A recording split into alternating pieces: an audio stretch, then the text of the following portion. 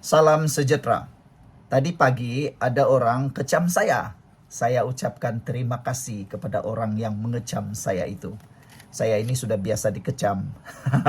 Dan sebagai seorang ahli pengulas politik bebas, sebagai seorang yang profesional, saya tidak akan marahlah. Apapun kamu cakap, kita akan terima. Dalam dunia ini kamu kena terima. Orang kritik itu bukan sebab dia benci kita, tapi dia bagi idea yang dia rasa dia bagus. Kita pula lain. Terima sajalah perbezaan itu. Kan? Jadi pertanyaan itu ialah, dia kata, gelombang tolak Parti Malaya gagal. Dia marahlah dengan saya. Dia bilang, gelombang tolak Parti Malaya gagal. Kau selalu cakap gelombang Parti Malaya lah, apalah semua tolak Parti Malaya lah, macam-macam. Dia kata, gagal juga kan? Iya, saya terfikirlah. Dari sudut yang pendek pemikiran, betul apa yang dia cakap itu. Kenapa? Sebab masih ada Parti Malaya yang menang di Sabah. Paling teruk sekali ialah kemunculan anak sulung Perikatan Nasional PAS di Karambunai. Kita tidak benci ahli politik itu. Kita tidak benci pun Ali Akbar tuh. Bahkan kita ucapkan tahniah. Yang kita marah ialah bagaimana Parti Malaya boleh diterima di Sabah. Sedangkan Parti Sabah kalau bertanding di Malaya tidak dilayan pun. Itu kamu pikir-pikirkanlah sendiri. Saya tidak anti Malaya. Kita bukan anti Malaya. Kita hanya cakap tentang gerakan gelombang tolak Parti Malaya. Itu saja. Kan, kita satu Malaysia. Cuma itu saja.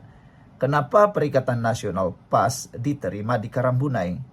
Tapi kenapa kalau warisan bertanding di Semenanjung, kalah teruk, langsung tidak dapat apa-apa undi? Itu kamu kena pikir. Jadi kalau kamu tanya, gagal itu perjuangan tolak Parti Malaya, dari satu sudut, separuh benar iya. Sebab Barisan Nasional ada 6 kerusi. Pakatan Harapan ada 1 kerusi. Tapi tuan-tuan dan puan-puan sekalian, itu hanya 2% atau 5 atau 10% benar. 90% yang paling tepat dan benar ialah ini, saya tunjukkan kepada Anda semua. Yang bagi analisis ini ialah Regi Jesse Retaudin. Dia adalah dari Semenanjung Malaysia, pengulas politik yang saya suka. Dia seringkali memberikan ulasan yang seimbang, tidak berat sebelah. Saya sukalah. Jadi daripada analisis data yang dia kongsikan ini, jom kita tengok apa yang berlaku. Betulkah Parti Malaya tidak ditolak di Sabah? Sebenarnya tuan-tuan dan puan-puan sekalian, gelombang tolak Parti Malaya berjaya di Sabah. Saya buktikan. Jom kita tengok data ini. Kamu tengok gambar di tepi ini. Untuk Barisan Nasional pada PRN tahun 2020, Barisan Nasional menang 14 kerusi tahu. 14 kerusi. Dia menang. Tapi pada tahun 2025, PRN 17 2025, dia menyusut bukan sekadar 50%. Dia menyusut lebih daripada 70%.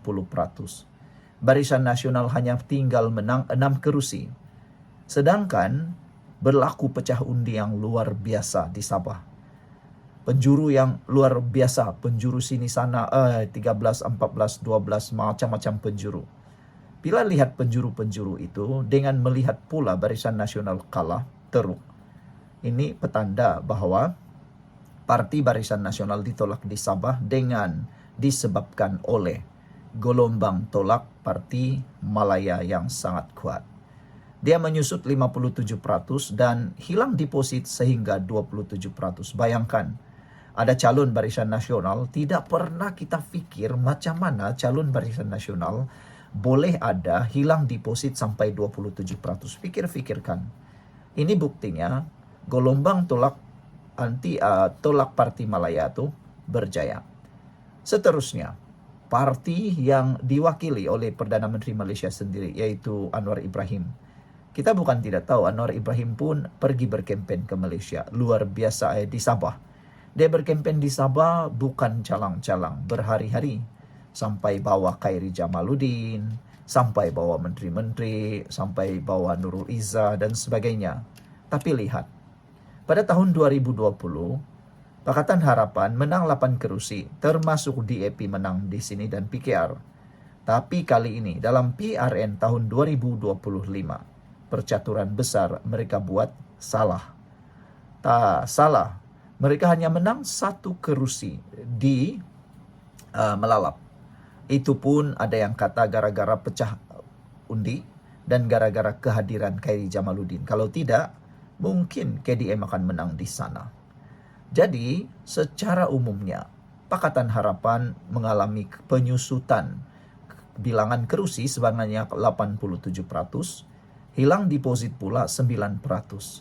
Jadi tuan-tuan dan puan-puan sekalian, ini juga bukti bahwa gerakan gelombang tolak Parti Malaya berjaya dalam pilihan raya negeri Sabah kali ini.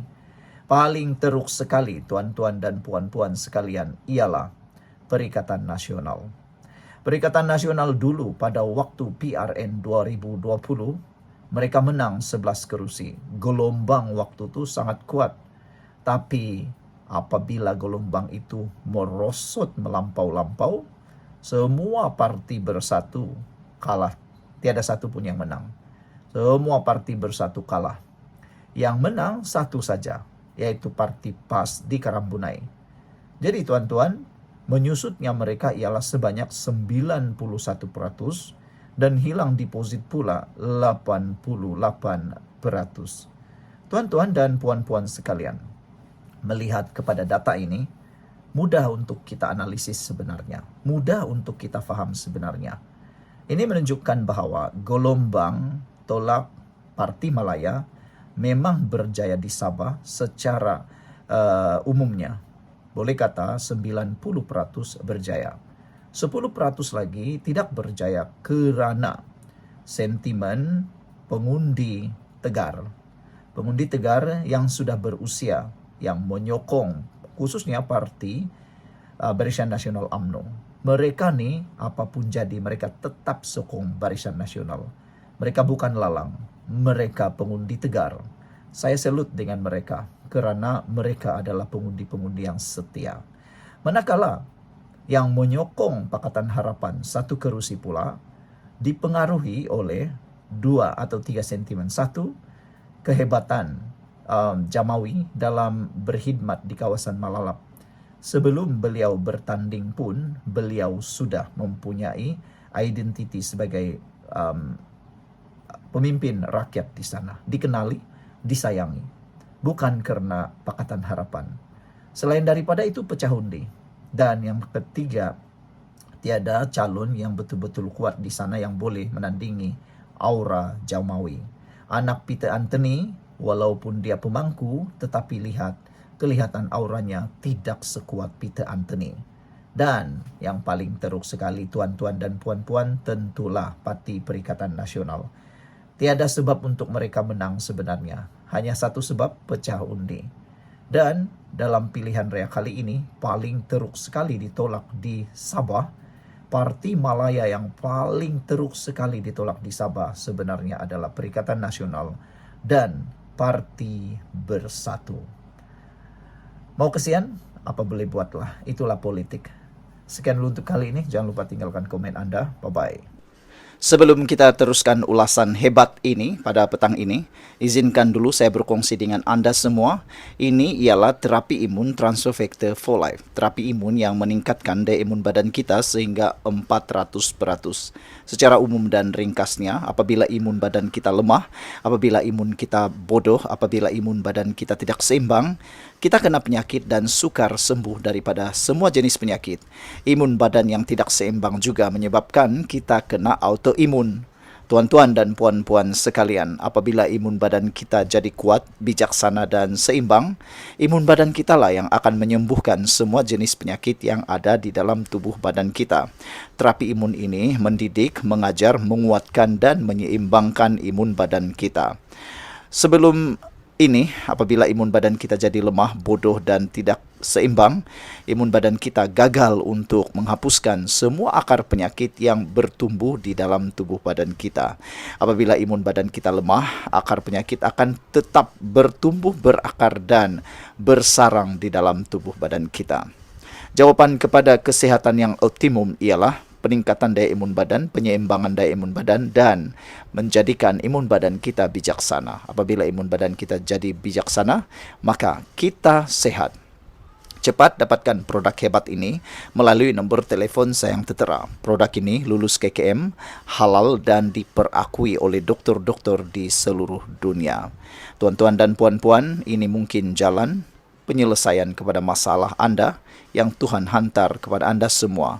Mungkin Anda sudah berdoa bertahun-tahun untuk masalah kesehatan Anda, dan ini jawapan yang Tuhan hantar untuk Anda semua. Jom kita sambung berpolitik lagi.